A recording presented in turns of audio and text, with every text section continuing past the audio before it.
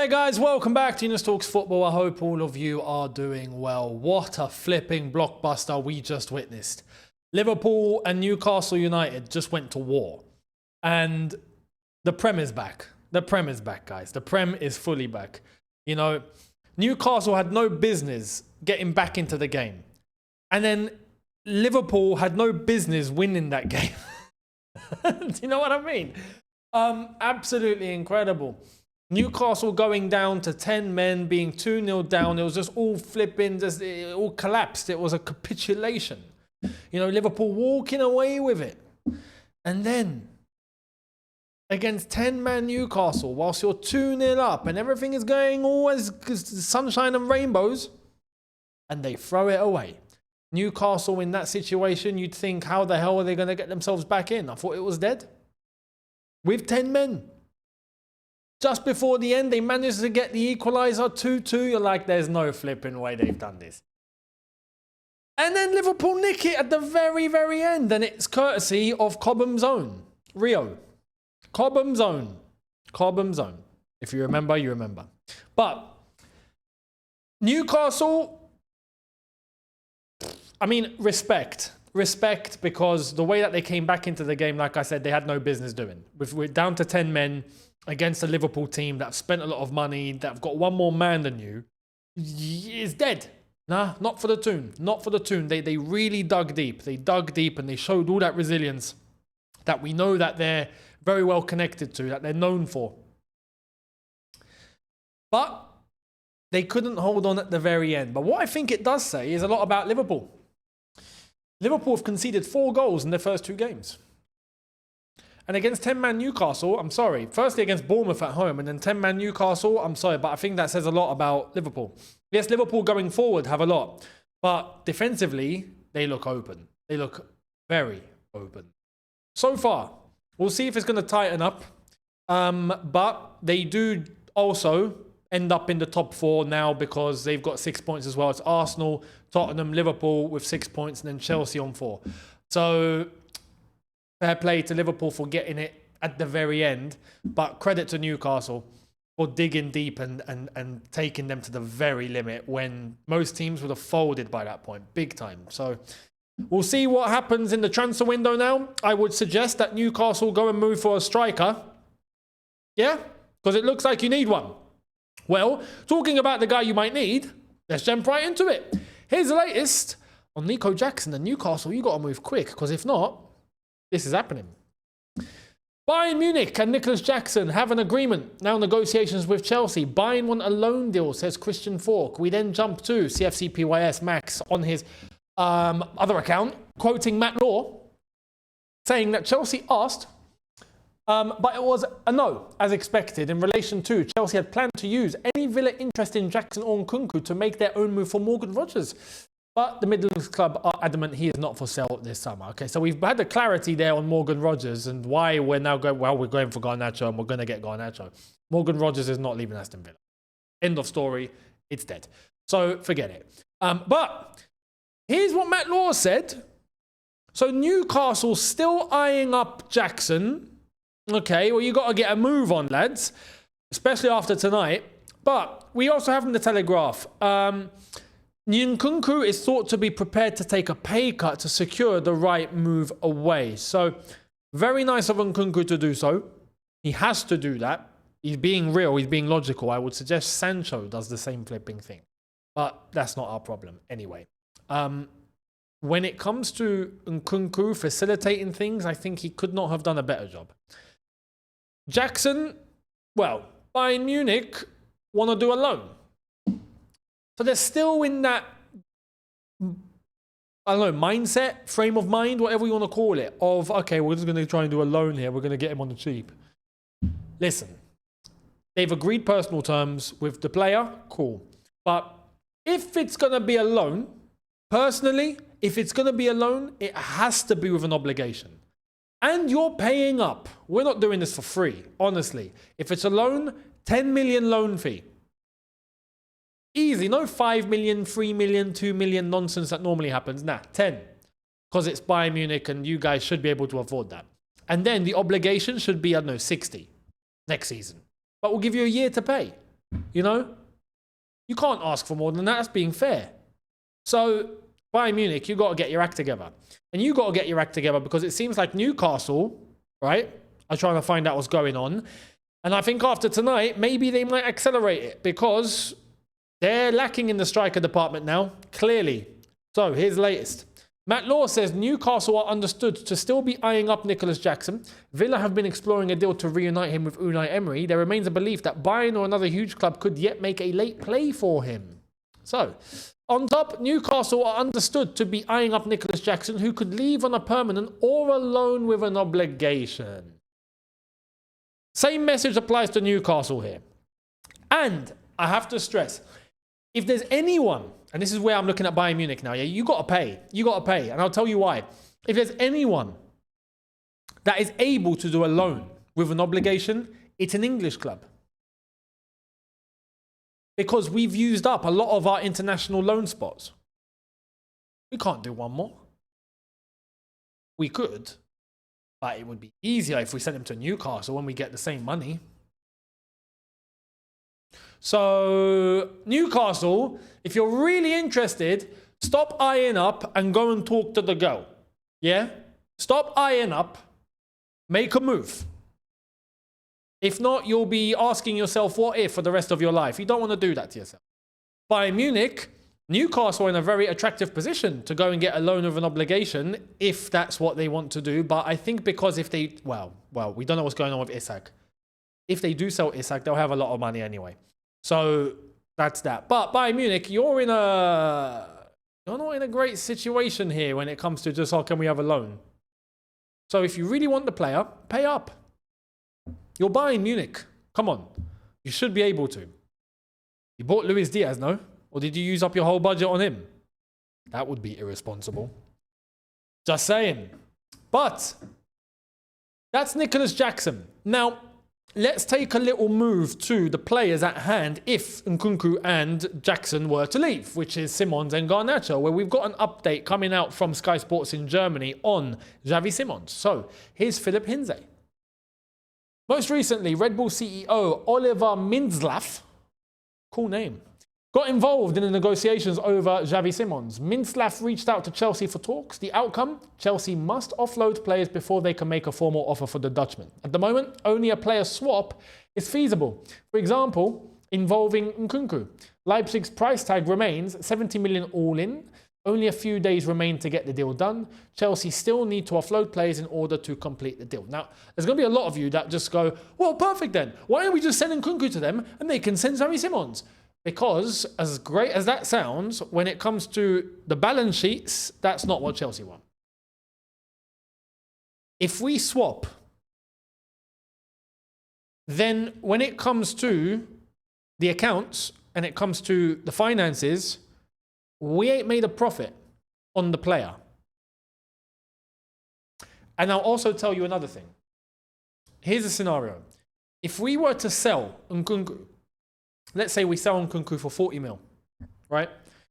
And then we bring in Xavi Simons for, let's say 60 million, right? But he gets given a 5-year contract. On the books, the profit for this season would be 40 million comes in for Nkunku immediately on the books profit. Oh, well, obviously his thing is amortized and whatnot, but we get to calculate and see what's profit. And then when it comes to Simons, his value that we've paid is spread across the length of the contract. So for that very same year on the book, it would be 60 divided by 5, which is what? Which is 12. So on the accounts for that year, it would be minus 12 million for Xavi Simons for that year because his fee is spread across the length of his contract. That's book value. We need to make sure that we account for profit for the year. That's why Chelsea don't want to go in and just do a swap. It doesn't sort Chelsea out. It would sort us out if we sold the player and bought the player.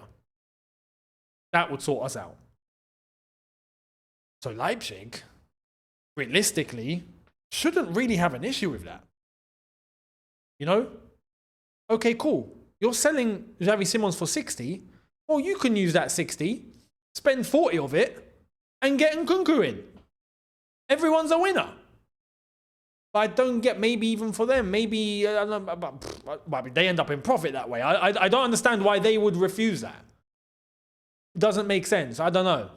You know, they sell a player for 60 mil and then they buy a player for 40 mil. Mate, their accounts are looking lovely. I don't know. But we need an outgoing. We need Nkunku and Jackson to leave. That is the whole thing here for Simons and Garnacho to walk through the door. Let's wait and see. Here's more from Ben Jacobs in relation to Nkunku. Christopher Nkunku remains on the radar of Aston Villa and Leipzig. As it stands, both clubs prefer a loan. Chelsea have been insistent all summer. Any exit must have permanence. Okay, well, there's our answer then, maybe. Maybe Leipzig just want a loan for Nkunku and they don't actually want to spend money on him. But they want to get 60 million in for Xavi Simons. Well, that would be great. No, but buy Nkunku then. You know, it's a weird one. Anyway, Matt Law and The Telegraph have also gone in to say this. The current expectation is that Simons and Garnacho will become Chelsea players. It's the same expectation that I have. I would be shocked if they don't. But all it takes is Nkunku and Jackson to leave, which I think they will. Eventually, they will. At some point, Chelsea will have to bite the bullet. I think Chelsea are trying to maximize the amount that we get here. And clubs are obviously going to play a little bit of hardball and try and do what they can. But overall, I think when push comes to shove, to sort everyone out, the deals will be done. And as soon as they're done, Simons, Garnacho, you're walking through the door.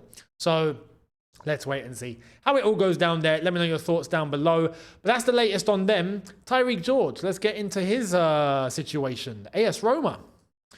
So AS Roma keep working on Tyrique George's deal as exclusively revealed on Saturday. Talks ongoing with his camp and Chelsea over deal formula.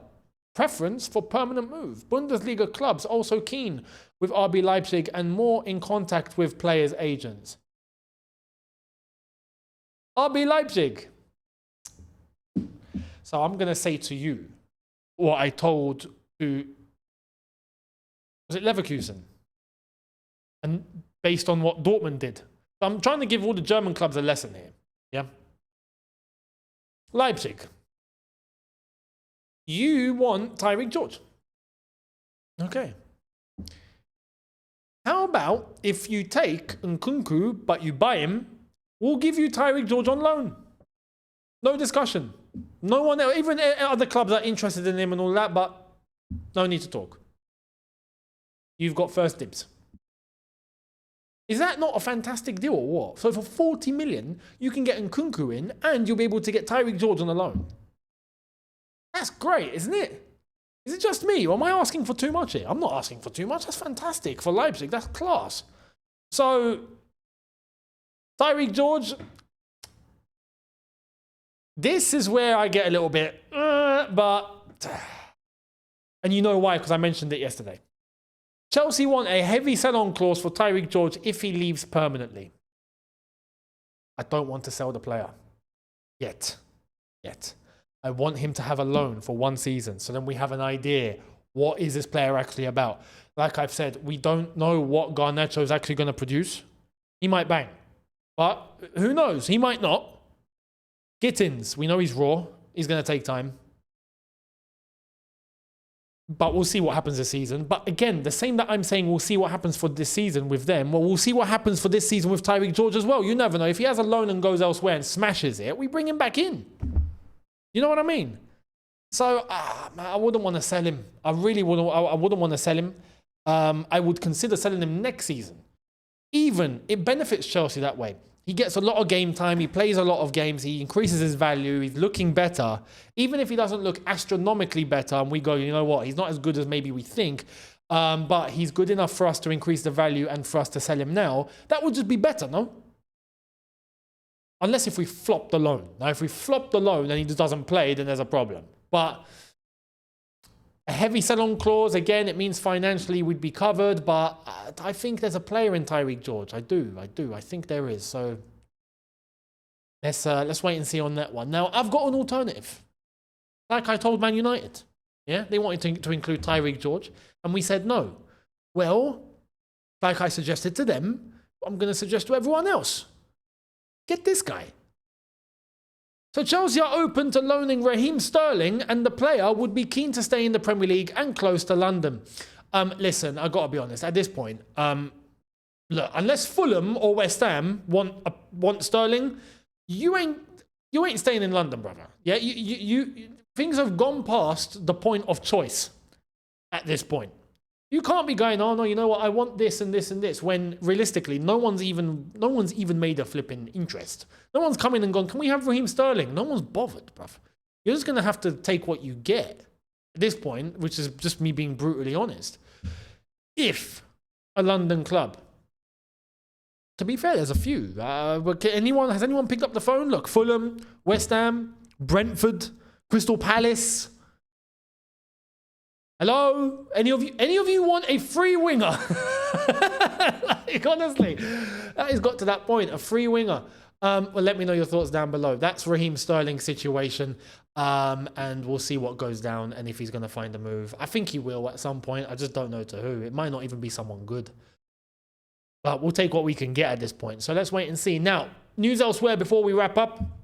Bruno Fernandes. Oh, Ben Jacobs, it's kicking off. It's kicking off.